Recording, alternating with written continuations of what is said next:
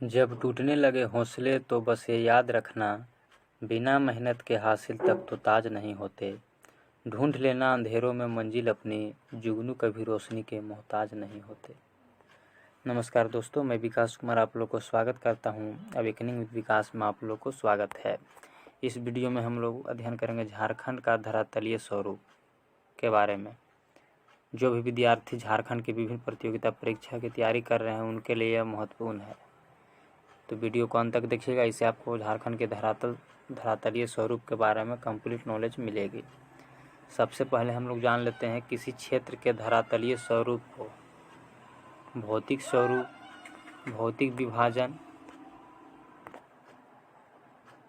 भौतिक विभाग, भौगोलिक विभाजन, प्राकृतिक प्रदेश आदि भी कहा जाता है। झारखंड के धरातलीय स्वरूप के निर्माण में छोटा नागपुर पठारी क्षेत्र का सर्वप्रथम योगदान है ना। यह पठार भारत के प्रायद्वीपीय पठार का उत्तर पूर्वी भाग है, जिसका विस्तार उड़ीसा, पश्चिम बंगाल, बिहार, छत्तीसगढ़ राज्यों की सीमाओं तक है। छोटा नागपुर पठार का निर्माण मुख्यतः लावा के जमाव से हुआ है। जो छोटा नागपुर का पठार जो है वह लावा के जमाव से हुआ है। झारखंड में आर्कियन कालीन चट्टानें पाई जाती है, जो 90% क्षेत्रों में आर्कियन कालीन चट्टानें पाई जाती है। आर्कियन कालीन चट्टानों में मृदा की छिद्रता में कमी तथा पठार ढाल के कारण जल के अंतःस्पंदन यानी पानी का जमाव नहीं हो पाता है। परिणामतः यहाँ भूमिगत जल की मात्रा अत्यंत कम पाई जाती है। छोटा नागपुर पठार की औसत ऊंचाई 760 मीटर है तथा इसकी सबसे ऊंची चोटी संवेद शिखर यानी पारसनाथ पहाड़ी है, जिसकी ऊंचाई 1365 मीटर यानी 4478 फीट है। यह झारखंड की भी सबसे ऊंची चोटी है। यह गिरिडीह जिले में स्थित है। पारसनाथ पहाड़ी में संवेद शिखर जो है वह झारखंड की सबसे ऊंची चोटी है, जो गिरिडीह जिले में स्थित है। आगे है झारखंड का धरातलीय स्वरूप का विभाजन। झारखंड का धरातलीय स्वरूप का विभाजन को हम लोग इस प्रकार से विभाजित किए हैं। पहला में है पाट क्षेत्र, पश्चिमी पठार। पाट का अर्थ समतल जमीन होता है। पारसनाथ पहाड़ को छोड़कर यह झारखंड का सबसे ऊंचा भाग है। यानी पारसनाथ पहाड़ी को अगर हम लोग छोड़ दें तो झारखंड का सबसे ऊंचा क्षेत्र जो है वह पाट क्षेत्र कहलाता है ना। इसका विस्तार दक्षिण पलामू, दक्षिण गढ़वा, लातेहार, लोहरदगा और उत्तरी गुमला तक है। पाट क्षेत्र की आकृति त्रिभुजाकार है। इसका शीर्ष दक्षिण में तथा आधार उत्तर में है। इस क्षेत्र का ऊपरी भाग टाँड़, निचला भाग दोन कहलाता है। पाट क्षेत्र की समुद्र से औसत ऊंचाई 900 मीटर लगभग 300 फीट है। झारखंड के 3 सबसे ऊंचे पाट नेतरहाट पाट 1180 मीटर, गणेशपुर पाट 1171 मीटर तथा जनीरा पाट 1142 मीटर है। पाट क्षेत्र की प्रमुख पहाड़ियाँ सानू और सारू पहाड़ी है। पाट क्षेत्र उत्तरी कोयल, शंख आदि नदियों का उद्गम स्थल भी है। तस्त्री नुमा बोरवे का मैदान झारखंड के पाट क्षेत्र का हिस्सा है ना। ये जो झारखंड का मानचित्र है इसमें विभिन्न प्रकार के चट्टानें जो पाई जाती है उसको दर्शाया गया है। जो आर्कियन काल की चट्टानें हैं वो सबसे ज़्यादा पाई जाती है, लगभग 90% क्षेत्रों में पाई जाती है। उसके बाद विंध्यन क्रम की चट्टानें जो है ये गढ़वा के क्षेत्रों में पाई जाती है। गोंडवाना क्रम की चट्टानों को दर्शाया गया है। राजमहल ट्रेप चट्टानों को दर्शाया गया है। नवीनतम जलोढ़ चट्टानों को दर्शाया गया है ना। दूसरा में है रांची का पठार। इसे मिस्टेक से टाइप हो गए हैं। रांची का पठार, रांची का पठार। रांची का पठार झारखंड का सबसे बड़ा पठारी भाग है और सबसे ऊंचा क्षेत्र था पाट क्षेत्र। अब यह सबसे बड़ा पठारी भाग है ना। यह समुद्र तल से औसतन 600 मीटर लगभग 1970 फीट की ऊंचाई वाला क्षेत्र है। रांची पठार की आकृति चौकोर है। इस पठारी क्षेत्र से निकलने वाली नदियां पठार के किनारों पर ढाल के कारण जलप्रपातों का निर्माण करती है। इनमें प्रमुख जलप्रपात बूढ़ा घाघ, लोधा घाघ, हुंडरू, दसम, जोन्हा, गौतमधारा आदि प्रमुख हैं। तीसरा में है हजारीबाग का पठार। हजारीबाग को पठार को हम लोग दो भागों में बांटे हुए हैं। पहला में है ऊपरी हजारीबाग का पठार। इसका विस्तार रांची पठार के समानांतर हजारीबाग जिले में है। भूतकाल में यह रांची पठार के साथ जुड़ा हुआ था। दामोदर नदी के कटाव के कारण यह रांची पठार से पृथक हो गया, यानी अलग हो गया। इस पठार की समुद्र तल से औसत ऊंचाई 600 मीटर है। दूसरा में है निचला हजारीबाग का पठार। यह हजारीबाग जिले के उत्तरी भाग में विस्तृत झारखंड का निम्नतम ऊंचाई वाला पठारी क्षेत्र है। छोटा नागपुर के बाहरी हिस्से में अवस्थित होने के कारण इसे बाहरी पठार भी कहा जाता है। यह क्षेत्र समुद्र तल से 450 मीटर ऊंचा है। यह झारखंड में सबसे कम ऊंचाई वाला पठारी क्षेत्र है।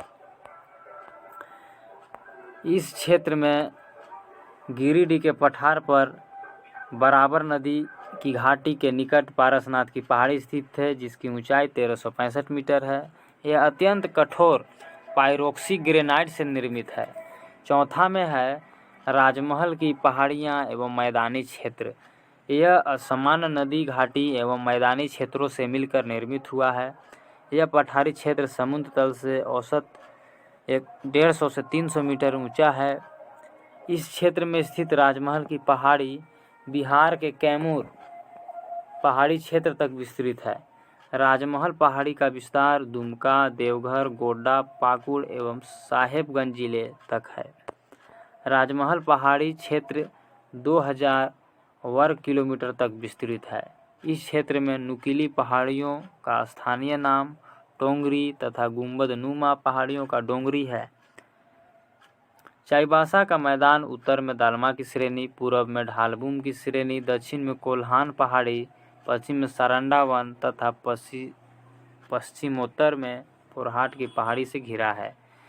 इसके दक्षिण में अजय नदी घाटी मौजूद है। तो ये रहा झारखंड के धरातलीय स्वरूप के बारे में पॉइंट वाइज जानकारी।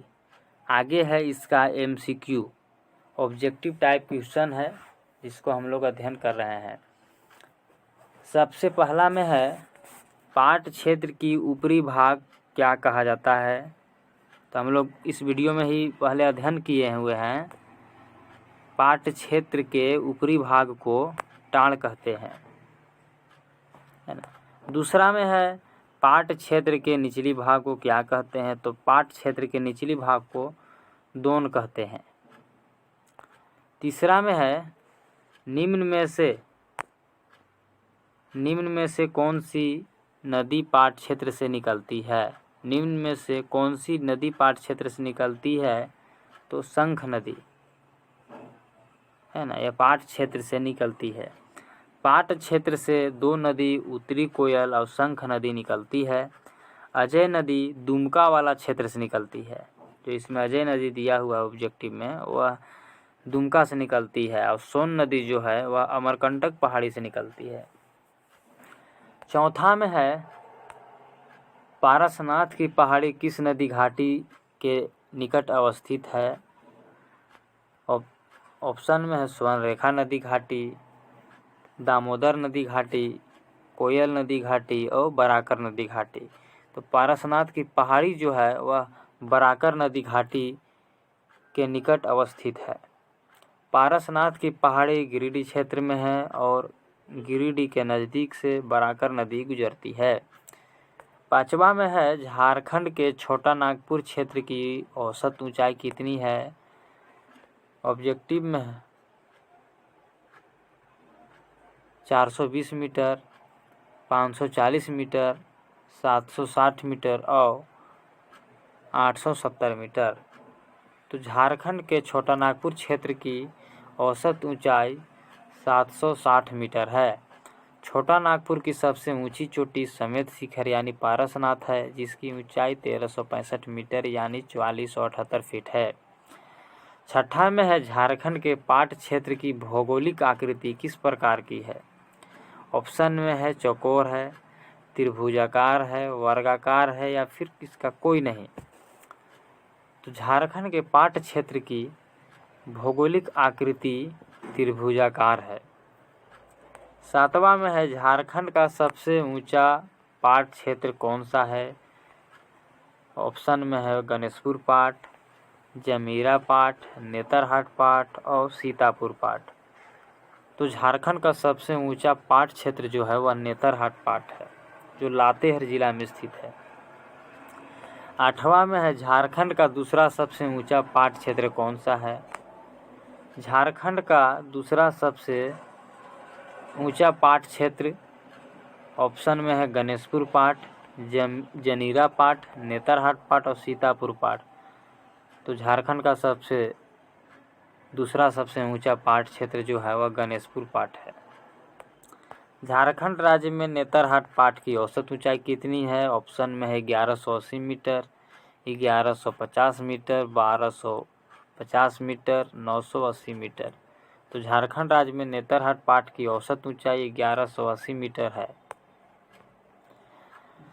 झारखंड 10वां में है झारखंड के पाट क्षेत्र की समुद्र तल से औसत ऊंचाई कितनी है। ऑप्शन में है 1300 मीटर, 600 मीटर, 900 मीटर और 1200 मीटर। तो झारखंड के पाट क्षेत्र की समुद्र तल से औसत ऊंचाई 900 मीटर है। 11 में है रांची पठार की औसत ऊंचाई कितनी है। ऑप्शन में है 1300 मीटर, 600 मीटर, 900 मीटर और 1200 मीटर। तो रांची पठार की औसत ऊंचाई जो है वह 600 मीटर है। रांची की पठार की आकृति चौकोर है। रांची का पठार झारखंड की सबसे बड़ा आकार की दृष्टि से है। रांची का पठार उथला पुथला होने के कारण यहाँ से निर्मित निम्नलिखित प्रकार के जैसे बूढ़ा घाघ, लोधा घाघ, हुंडरू, दसम, जोन्हा, गौतम धारा आदि जलप्रपात देखने को मिलते हैं। 12 में है निम्न में से किस जलप्रपात का निर्माण रांची पठार द्वारा नहीं हुआ है। ऑप्शन में है धालगिरी जलप्रपात, हुंडरू जलप्रपात, गौतम धारा जलप्रपात और दसम जलप्रपात। तो धालगिरी जलप्रपात जो है का निर्माण रांची पठार द्वारा नहीं हुआ है। निम्न में से 13वां में है निम्न में से कौन सा झारखंड की सबसे कम ऊंचाई वाला पठार है। ऑप्शन में है रांची का पठार, ऊपरी हजारीबाग का पठार, नेतरहाट का पठार और निचला हजारीबाग का पठार। तो निचला हजारीबाग का पठार जो है वह झारखंड की सबसे कम ऊंचाई वाला पठार है, जिसकी ऊंचाई 450 मीटर यानी 1476 फीट है। 14 में है झारखंड के किस